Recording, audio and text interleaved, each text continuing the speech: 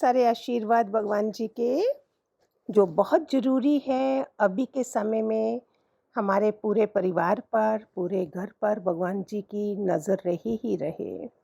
आज भगवान जी का प्रसाद है 18वां भगवत गीता के 18वें अध्याय का 66वें श्लोक का वर्णन। ना विद्या येषां शीर्ष शरणा पिष्णुना च गुना।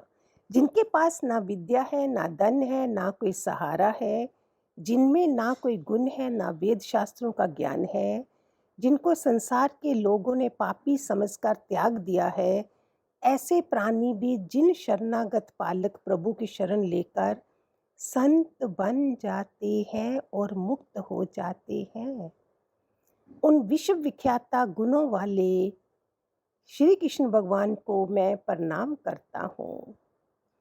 सर्वधर्म त्याज्य मामेकम शरणम।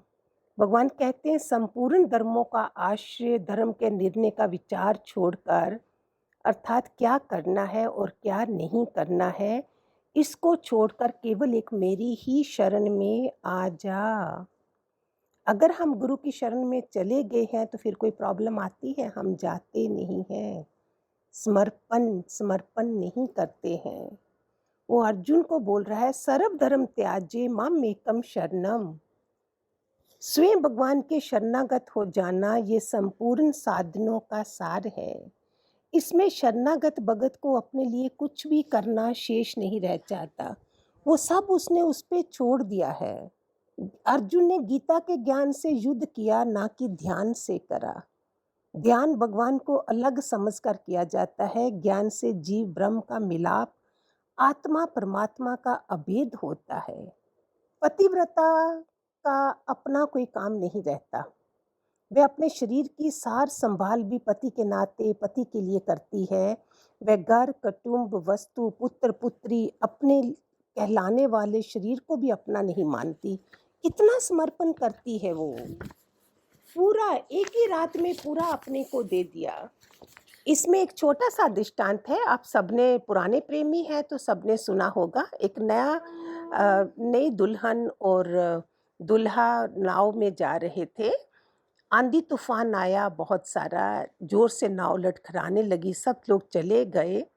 तो ये इतना डरा नहीं था दूल्हा, अभी जा रहा है उधर से शादी करके, तलवार पकड़ी हुई है, सेहरा बंदी है, पगड़ी बांधी है, दुल्हन भी अपने दुल्हन की ड्रेस में है।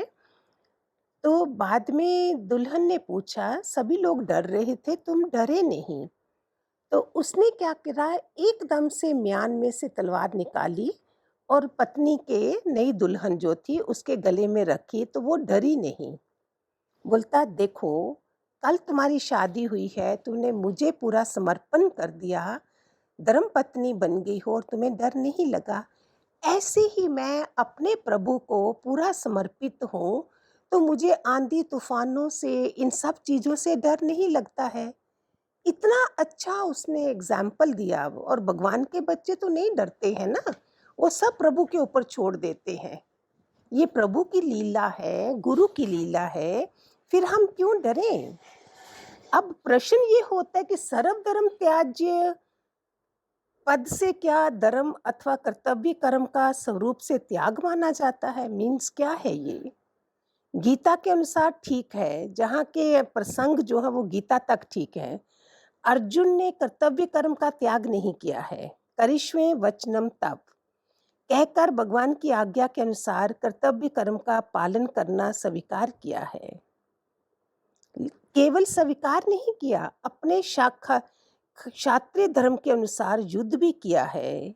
भगवान भी कर्तव्य के त्याग की बात कैसे कह सकते हैं? भगवान ने 18वां अध्याय के 6ठे श्लोक में भी कहा है, यज्ञ दान तप और अपने अपने वर्ण आश्रमों के जो कर्तव्य हैं उनका कभी त्याग नहीं करना चाहिए।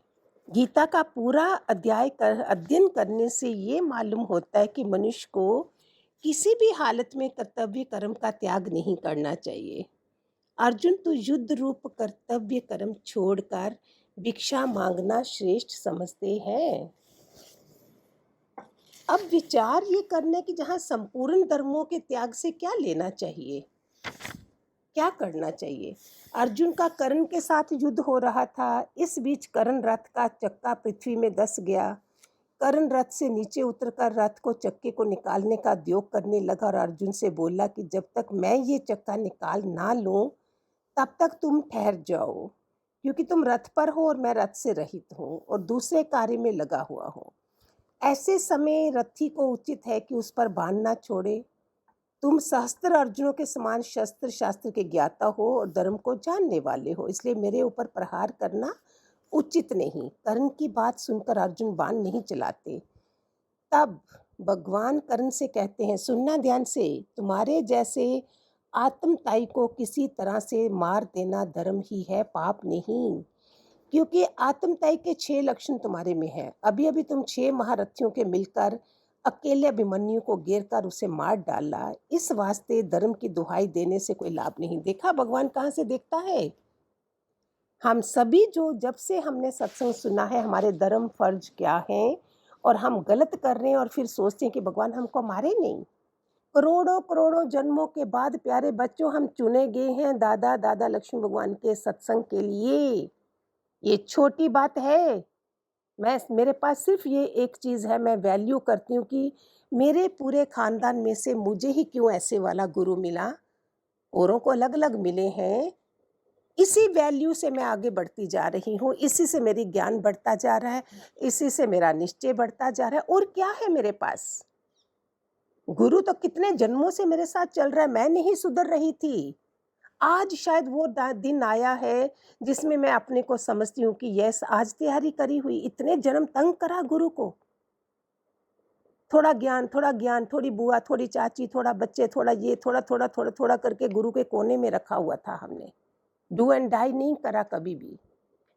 अर्जुन के मन में संदेह था कि हम लोगों के लिए युद्ध करना श्रेष्ठ है अथवा युद्ध ना करना श्रेष्ठ है, लेकिन कृष्ण को पता है अभी अभी ये क्या धर्म सिखा रहा है। 8 महारथियों ने अभिमन्यु को मारा है। अगर कर्ण उसमें नहीं होता तो क्या कृष्ण कर्ण को मरवाते? कृष्ण भगवान है, वो न्यायकारी है। उसने इन सबको मरवाना है जिन्होंने उनकी बहू, कुल बहू नग्न की जा रही थी और बड़े-बड़े बुजुर्ग जो उनके बड़े द्रोणाचार्य, भीष्म पितामह सब बैठे हुए थे, कोई कुछ बोल नहीं सका।